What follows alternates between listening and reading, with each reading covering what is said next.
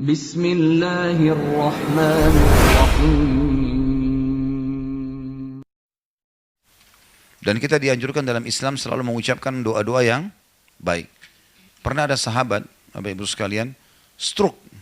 Seluruh badannya ini nggak bisa bergerak dan stroke-nya unik. Jadi tidak pernah ada orang kena penyakit begini. Yang boleh cuma bergerak, yang berpunya wajahnya. Maka Nabi SAW datang ke rumahnya, lihat orang ini. Kata Nabi SAW, doa apa yang kau ucapkan? Jadi Nabi tanya doanya.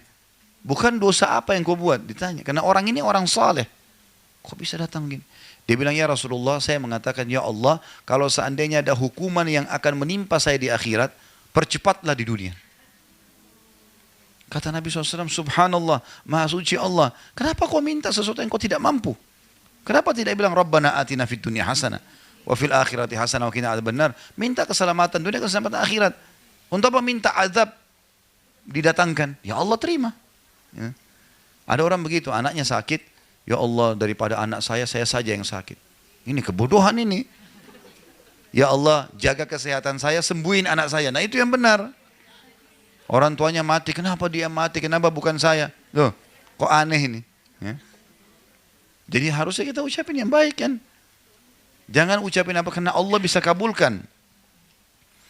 Nabi Yusuf alaihissalam terkenal sekali dengan ketampanannya. Tidak ada yang tidak kenal Nabi Yusuf sampai diberikan sepertiga kekayaan dunia. Saking tampannya, ibunya sendiri ajak dia berzina, ibu angkatnya, Ratu Mesir, juga masih muda dan terkenal dengan kecantikannya. Dipanggil Yusuf ke dalam kamar, ditutup pintu. Hai Yusuf, hai talak, lakukan apa saja yang kau mau. Digoda-godain dengan segala macam fitnahnya. Yusuf lari-lari, nggak mau. Ya. Dalam surah Yusuf kan begitu, surah nomor 12, Yusuf lari, meninggalkan dia kan. Nah, waktu melewatin patung, ada patung di ujung kamar rupanya. Patung itu disembah oleh orang-orang Mesir, termasuk raja sama istrinya ratu ini. Rupanya ratu ini lewat, dilihat patung, ini Tuhannya ditutup sama kain. Karena dia malu sama Tuhannya. Kata Yusuf, subhanallah, engkau malu sama patung, gak malu sama Allah. Tapi perempuan ini rupanya sudah dirasuki oleh syaitan, sudah dikuasai pada saat itu ya. Dia tetap kejar Yusuf. Yusuf lari sampai ke pintu kamar. Lalu karena penasarannya dipegang baju Yusuf dari belakang, ditarik, sobek. Begitu dibuka pintu, saking lihainya nih perempuan pada saat itu, depan pintu ada suaminya. Langsung dia bilang, apa hukumannya orang yang mau ganggu istrimu? Padahal dia tadi yang bahaya nih, ngajak orang. Saya tidak bilang ini politik wanita ya. Tapi ini wanita yang melakukannya. Makanya Allah bilang, inna kaidakunna azim. Perempuan kalau mau sesuatu dia pakai cara supaya bisa dapat. Mau beli baju, mau beli tas, harus cari jalan supaya bisa dapat. Jangan, sebentar. Jangan tersinggung. Tapi itu normal, alami. Baik, kembali ke kisah dulu.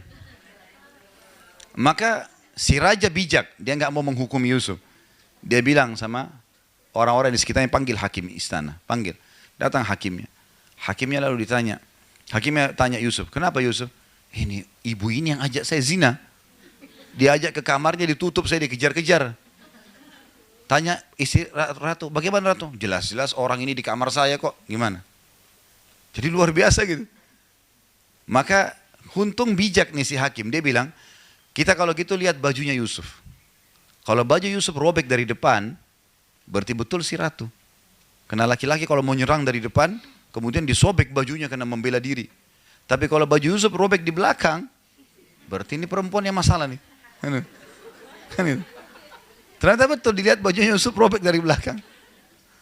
Tapi dia bisa dengan caranya membuat suaminya yakin kalau dia tidak salah. Ringkas cerita, tersebar satu Mesir kalau ratu tergila-gila sama anaknya sendiri. Penasaran dia, undang semua satu Mesir. Wanita Mesir semua diundang oleh ratu, silakan datang. Datang ke satu hall yang luas. Entah berapa yang banyak datang. Disiapin pisau sama apel. Semua dikasih. Pisaunya yang tajam, yang baru dibuat.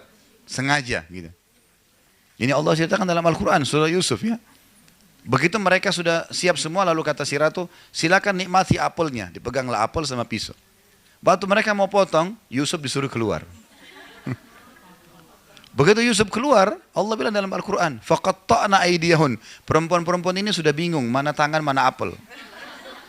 Mereka potong tangan mereka. Saking tampannya ya.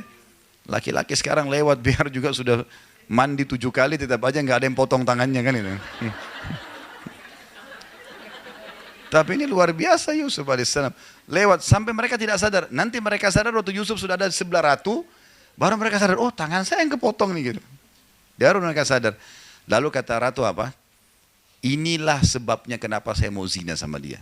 Kalian baru lihat sesaat sudah potong tangan. Ini orang tiap hari sama saya nih. Untuk membenarkan perilaku dia ini ya. Kalian baru lihat sesaat sudah potong tangan saya tiap hari gimana? Maka apa kata ratu? Saya akan terus paksa dia buat zina atau dia dipenjara. Yusuf alaihissalam langsung berdoa waktu itu. Apa kata Yusuf? Ya Allah, penjara lebih aku sukai daripada apa yang mereka ajak. Daripada zina penjara saja ya Allah. Jadi doa Nabi Yusuf apa? Minta masuk penjara. Di penjara Yusuf alaihissalam sekian tahun. Bertahun-tahun tidak ada kisah Yusuf sudah habis ceritanya. Ya, sama mungkin kalau orang tanda kutip tentu Yusuf tidak berbuat jahat ya. Tapi kalau orang berbuat jahat kemudian masuk penjara orang sudah lupain kisahnya sedikit yang genang gitu. Yusuf alaihissalam kedatangan Jibril lalu Yusuf tanya, hai Jibril, kenapa Allah biarin saya lama di penjara? Kenapa nggak dikeluarin? Saya kan tidak salah. Kata Jibril, Tuhanmu menjawab, hai Yusuf, karena kau sendiri yang minta penjara. Karena kamu yang minta penjara. Kalau kau minta keselamatan, Allah kasih kau keselamatan. Kau kan bilang, penjara lebih saya suka ya Allah. Nah, makanya jangan ucapin doa yang tidak benar. Berdiri di cermin, kenapa saya jelek ya? Untuk apa bilang dirinya jelek? Kenapa saya gendut ya? Ya. Apalah. Sudahlah, ini juga yang kita lihat di cermin, ini ciptaan Allah. Kita bahkan tidak bisa menciptakan rambut kita sehelai. Syukurilah gitu kan.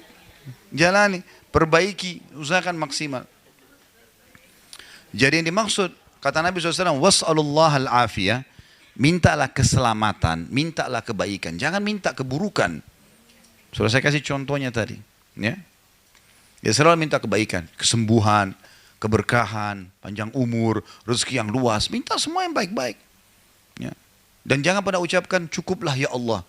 Udah, tamak dengan rahmat Allah bagus itu. Ya, boleh.